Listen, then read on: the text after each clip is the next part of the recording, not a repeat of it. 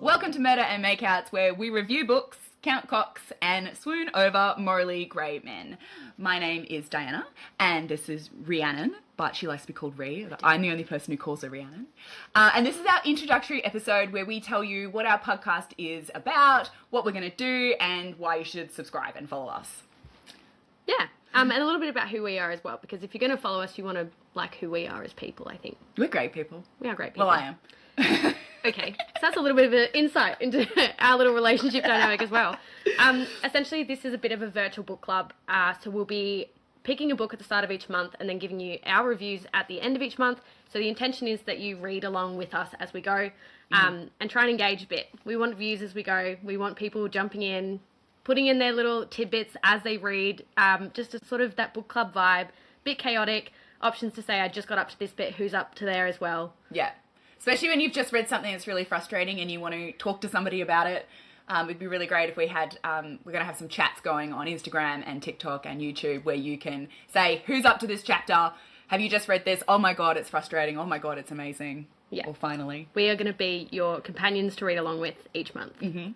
And we're focusing on crime, thriller, romance. Those are the books that we both enjoy. If we can combine them all together, that's great. And that includes fantasy, like romantasy. I don't mind a bit of romantasy, although I haven't really delved into that. That's more of a you thing. You might notice from the books behind me, I'm a big romantasy reader, so I'm hoping to get Diana a bit more involved. I'm hoping as we can just get her there. We can start with a few basic romances and then try and explain that there are better versions of romance out there if there are dragons involved. Yes. And I think there's a couple of new releases this year that are quite like the next installments in series, and so I think it would be cool to read some of those series, or for me to read them, and maybe you reread them. Yeah, sure. I think I will need to reread. So the one we're definitely talking about is the new book in the Makeouts series. So getting Diana to read it for the first time will be huge. The joy of that, for those who have read it before, you're going to know exactly what I'm talking about. But we'll get her on board for that train before the new one comes out and do some sort of an episode on the new book, which will be fantastic. Mm-hmm.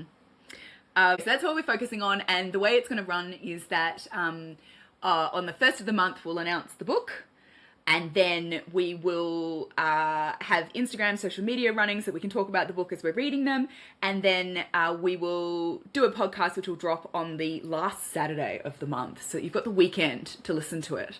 And the podcast will have, the beginning won't have spoilers, but the second half will have spoilers. So if you want to listen to the podcast to get an idea of whether you should read the book, you'll be able to get that from the first half, and then we'll have a big indication that now the spoilers are coming, and then I think the vent session. You'll get unfiltered opinion. Unfiltered opinion, yes. It'll start very formal, very like general information, and then we'll probably go off the rails, a bit chaotic, depending on how we feel about it. I think it's safe to say that we're generally not filtered people. No. No. So stay in touch on YouTube, Instagram, TikTok throughout the month, and we'll see what's going. And we'd love to hear your guesses as well. So we'll talk about it a little bit more in the moment when we talk about what our podcast is going to cover. But we'd love to hear your guesses about, who the killer is and other things like that. So keep in touch as we're reading. Yeah. So in terms of what the actual podcast will cover itself, there will be a rating out of 5, very standard sort of rating system. Mm-hmm. There will also be a spice rating, which is from 1 to 5 chilies. So you're looking at something between like fade to black, absolutely nothing happening, not even a hand touch, to very spicy, dear God, there's no plot line going on, it's just sex back to back. Yeah. Descriptions of like veins. Yeah. Like where there's veins. Colour, full description. So you'll get 1 to 5 spice rating. So if that gives you an indication of what that spice would mean. There'll also be a segment we're going to do at the start when we're announcing it based on us guessing what chapter they're first going to have sex in the new book, and a guess of the killer, if it's a thriller or murder mystery. Yes. Which is sometimes tricky, but I think it would be kind of fun to be like, just from the outset being like, do you think the killer is going to be like the protagonist, or is the killer somebody else in their world, or is it always the husband? Or boyfriend. Or boyfriend, yeah. Or girlfriend. Or girlfriend, okay. Well, no, because then you've got issues, because it's usually the male. It's more likely to be a man. That's what it usually is, yeah. I quite enjoy books where the female is the killer, because it's less predictable. Anyway. Less predictable, and it's usually better cover-up. I'd say. We're Yes. better at covering up. Yes, true. We're much more intelligent. We will also have a cock count segment, which is not counting literal cocks within the book, because I think that could just get boring if it's one central cock. Yeah. You know? Not the number of people, not the number of different cocks. Yeah. It's more about how many times sexual activity occurs. Yes. Sexual activity of any kind. Yes, any kind of sexual activity. So just, getting an idea of how spicy the book is in the sense of, like, how frequently we're getting sex happening. Or are we just having to wait for the end? And then how spicy that sex is. Because this is important information. Absolutely. Yes, absolutely. And we'll also have a segment on a bit of a breakdown of the tropes. So what sort of themes are we seeing the most throughout this book? Some of that may be just our frustrations with particular tropes, I think. And some may be actually useful information for you if you're trying to avoid certain types of tropes in books. Yes. Like with slow burns for me, it's like I don't mind a slow burn, but there comes a point where it's just got to happen, right? Like a slow burn spread out over 5 books in like a series, that just drives me nuts. I love a good slow burn. We'll let that go. Whereas for me, it'd be like miscommunication trope is just going to throw me off the wall. If it's like, dear God, one phone call could have solved this whole thing. Entire thing. Could have just jumped 10 chapters. Yeah, and if your plot line is riding on just them not talking to each other, you've lost me. That's my least favourite. Yeah. So chat for the tropes. And we'll also be doing recommendations. So we'll talk about whether we recommend this book for a book club. If you liked this book, we'll try and give some recommendations on other books you should try. If you absolutely hated it, we'll probably give you a recommendation on something you could read instead. We'll just see how it goes, depending on each book for each month. Yeah. Awesome. Okay, so we'll also give you a quick intro into us now and how we met. And despite our amazing chemistry, we haven't actually known each other that long. No, I think it'd be one of those scenarios where if you've ever met someone and you've had like a 3-minute conversation and you just think, fuck, we should start a podcast. If you have, it's that sort of dynamic. Yeah, it is. You know? It really is. It is. So we worked together and I started at this job at the beginning of January. So we've worked together for couple of months, and I think I knew by the end of my first day, because our desks were next to each other, I think I knew by the end of the first day, I'm like, I think she's one of my people. But I can be a lot. I can be very loud. Definitely a big personality. And so I had to go softly, and I was quite proud of it. I feel like I eased into our friendship instead of just being like, shit, you're my woman. Let's just go besties. I'm not sure I agree with that. I think based on I don't know if that was slow for you, but end of our first day together, I think we'd covered off on all of our hobbies, our relationship status, our previous relationship statuses. Yep. I think we'd covered off on like things we love and hate about different people. Yeah, it's true. That was slow for me. Okay. Yeah, I mean, I would have been in there in the first hour, but I held out for a whole 8 hours. Yeah. One of the first things I think we talked about was our love of reading and our various favourite types of genres and authors and all that sort of stuff, and we're giving each other recommendations, working really, really hard. Yeah, we did work really hard. On our first day. Or your first day, I did significantly longer, but so I think we just sort of meshed very early and knew we needed to do something together that was book related. Yes. Especially when we found out that our genres are the same, and I thought it was quite exciting. There were a lot of books that I recommended to you that you hadn't read, and you were the same. You were recommending books to me, and so this is how this podcast kind of came out of it. So that's how we met. Yes. There's also, and I think this would be quite interesting for the podcast, quite an age difference between us. You would not believe it. You would not believe the age difference between us, but I like it in the sense that, firstly, I like to think that people can't tell that there's a significant age difference. I think if you're watching this on YouTube or any of the platforms where you can visually see us, you know that it doesn't look like there's an age difference between us. I don't think you if can you're tell. Listening, perhaps you're guessing which one is older based on our voices, perhaps. But yes, there is definitely an age gap. Yeah, there's quite a significant age gap. That age gap spans 2 generations. So we've got a millennial and a Gen Z. And I think that will be quite interesting when it comes to our reviews and our opinions on books, because we've talked about a couple of books before, and we've had completely different perspectives on them. And I think a lot of that has come from the fact we're 2 different generations. We're very significant age gap between us. We'd be an age gap romance. Oh, we would. We've been age gap romance. Not quite a fantasy one, but No, not hundreds of years. I've got children as well, which adds a husband. Oh yeah, I've got one and two. I got a husband and children. I have neither. And so I think again that adds a different dynamic and a different perspective. And I think that'll come up through our reviews, which should be quite interesting.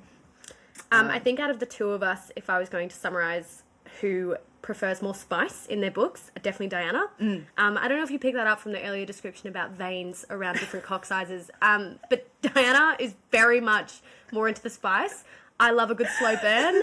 I love romance as a side plot to a thriller, as opposed to the central plot. It's taken me a little bit longer to get into pure romance novels compared to thrillers that have an element of romance to them. I would agree with that. I definitely like my romance to be a side plot to the thriller, like to the suspense mystery that's happening. But I like my side plot to be spicy, and I generally only read pure when I'm ovulating. Yeah. I think a lot of people could probably agree with that. Yeah. So I grew up in a fan fiction era. So, when I was 13, I was reading all kinds of like Harry Styles dark romance stuff. And I think as I've gotten older, I've gotten more prudish, actually. I think I've gone the other way where I was reading way too much when I was like 13. I was getting far too into it. And now I've gone back to stages being like, I just want a simple country life where they like, hold hands through a field or something. But it's less about like hardcore sex. I'm kind of the opposite because, coming from the dark ages, it was the opposite for me. Pre-technology, black and white TVs. There was none of that. I didn't really discover romance books and romance novels and that side of thing until I was, at university. So maybe that's why I'm catching up for lost time. Different world. Anyway, we should talk about the first book. Yes. And I have to make a confession. I did get the physical book and I left it at home. So unfortunately I don't have a physical book to show you, but the first book is The Hunting Wives by Makeouts. And I really want to read this because it has been turned into a Netflix TV series. And I think it's always really interesting when you see books that end up being turned into movies and TV series, that they've got they're quite popular and they've got quite a fan base to them. And it's got some very interesting ratings on Goodreads. It's either like 5 stars, I love it, or 1 star, this is the worst book I've ever read and these are all the reasons why. And so I've had a bit of a delve there and I've tried to avoid the spoilers, but I am very interested to read it. And I do like to read the books before I watch the TV series. And I know that means that the TV series and the movies are then a bit of a letdown. Like I did it backwards for Twilight. I saw the Twilight movie first and then went and read the book. And I preferred it that way because I got so much more out of the book. Yeah. Adds more depth to it. But as I've gotten older, I do prefer to read the book first and then watch the TV series. But that's kind of why I suggested we do The Hunting Wives. Yeah, and I've got it downloaded onto my Kindle now. I haven't started reading it yet. But from the cover, one of the sort of cover recommendations on there, or reviews, I suppose, talks about it being very similar to Big Little Lies, but with a fair bit more spice to it. And as someone who absolutely adored Big Little Lies, that is an immediate sort of hook to me. Yeah. I want to read it because that book was it's one of my all-times. Yes, me too. I thought Big Little Lies was amazing. The other book, because I've got the hard copy, obviously, and on the front of it, it said Big Little Lies and The Guest List. I can't remember who the author was. I haven't read The Guest List, but I looked it up and added it to my to-be-read list because it sounded amazing. So those 2 recommendations and all the 5-star reviews on Goodreads, I think there is potential for it to be a good book. Yes. Very excited. Yeah, I'm excited too. It sounds like a great book. So we need to guess the killer and guess our cock count. Yes. I'm going to guess that there are... I feel like this is probably more of a like a thriller book than a sex book. I'm going to guess that there are like 5 sexual events in the book. No, I think I'm going to go higher.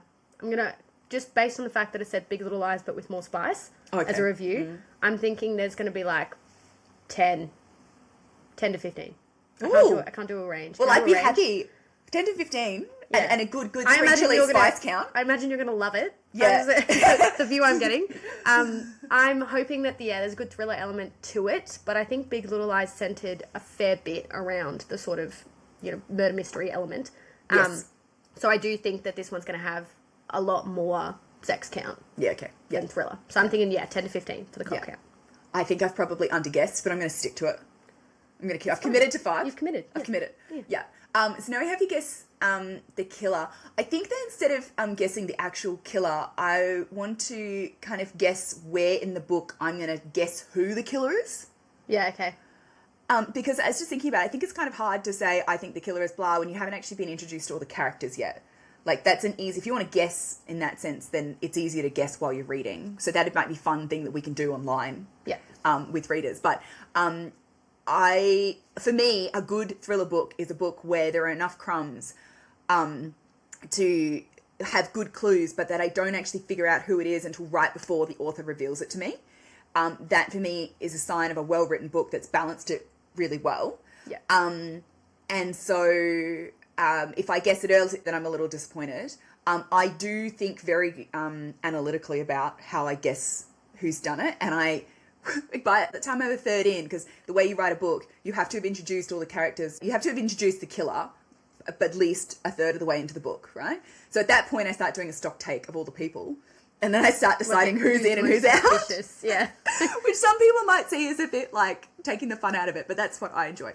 So if I guess at that point, then to me that's a sign of like too obvious. So for this book, I'm going to say, because I'm a bit smug, I'm going to say that I'm going to guess at like the 2/3 mark who it is. That's pretty confident. Yeah. Okay. Because I'm smart. I approach guessing the killer a little bit differently. I think I've taken a very like Agatha Christie type of approach to guessing who the killer is, where I imagine they get suspected at some point, but then they're like, oh, it can't be them. They're dismissed. Okay, yep. So I usually base my guess on, it's never the first person, everyone knows this. It's never the first person that's under, it's always like the second or third. And then they go, oh, I can never be the second person because we've moved on to this other very obvious detail, like the murder weapon or something. Yeah. So I usually base it off of that. So my theory now is going to be that it's like the second person who is under suspicion. So not the first person. Yeah. Whoever that is. Yeah. It's going to be the second person. Okay. All right. That's a good guess. Yeah. It's going to be something that's like possible, plausible, but then we think it's not the case and we move on from it. But it's going to come back and it'll be that second person. I see how you felt it. I quite like those books where the really obvious person at the beginning that gets dismissed ends up being the killer. Yeah, they are the killer. I like those books. Circle back. You circle all the way back. You know what? You were right. Yeah, you were right in the first place. Yes, you should have just, and then they get caught out and that's when they, at the end I of like the an book unreliable narrator. I like where it turns out it's the person that is narrating the book. They're my favourites. They're my favourite killers. Yeah, when you're like reading along and you think, well, it's obviously not this person. Yeah. They're telling us the story and then you realise there was a time gap of a week or something and they've... Yeah. It happened. That is good. In there. Yes. They're all good. I'm so excited. Okay, I think it'll be a good book. I have high hopes. I have high hopes. Yeah. I do. Yeah. And also, I like the cast when I saw the Netflix. I haven't actually looked into the Netflix. Oh, I've just looked at the faces. Like, I recognise their faces. And so I thought the cast looked good. Oh, the other review I saw on the front of it said, this is what Mean Girls would become. Yeah, I saw that actually too. That was, I'm kind of here for that. Yeah. And the title, The Hunting Wives, like, I'm curious to see what that means. Like, what are they hunting? What are they hunting? Are they hunting for wives? Is it like that dystopian future where they're just hunting the poor? Yeah, so what does the title mean? So it'll be interesting to see how that pans out. Yeah. Anyway, I think that'll do for our intro. It's been a long intro, but now you got to know us. So I guess our suggestion would be download Hunting Wives, go buy the book if you haven't read it, obviously before. Read along and come back at the end of the month for the review. Yes, yeah. So in the meantime, please follow us on YouTube or Instagram and TikTok, Spotify, Apple, wherever you're listening to this amazing podcast. Please follow us. And in the meantime, stay spicy, stay suspicious, and we'll see you next month.